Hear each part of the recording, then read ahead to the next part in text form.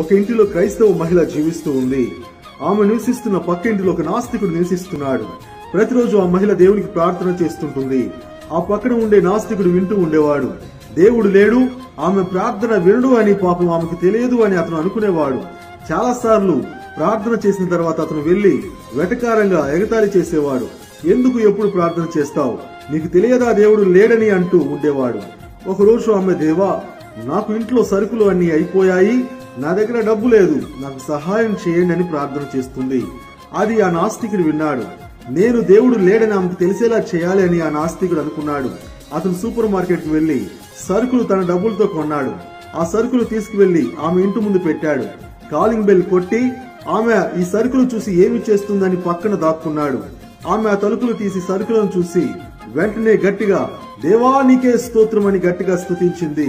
దాక్కున్న ఆ వ్యక్తి పెద్దగా నవ్వుకుంటూ బయటికి వచ్చి ఆమెతో వెటకారంగా, ఓ పిచ్చిదానా, దేవుడు ఆ సరుకులు కొనలేదు, నేను కొన్నాను అని చెప్పాడు. ఆ మాట విన్న ఆమె పరిగెత్తుకుంటూ వీధిలోకి వెళ్లి గంతులు వేస్తూ దేవుణ్ణి గట్టిగా స్తుతిస్తూ, నాకు తెలుసు దేవుడు నా ప్రార్థన విని సరుకులు సమకూర్చుతాడని. అయితే నాకు తెలియంది ఏంటంటే దెయ్యం కూడా దేవుని మాట వింటుంది. దెయ్యం ద్వారా కూడా దేవుడు సరుకులు నాకు అందిస్తాడని నాకు తెలియదు. దెయ్యాలు కూడా నీ మాట వింటాయి దేవా, నీకే స్తోత్రం అని చెప్పి స్తుతులు చెల్లించింది. ఆ మాటకు అతను ఆశ్చర్యంతో నిజంగా దేవుడే గొప్పవాడని నమ్మాడు.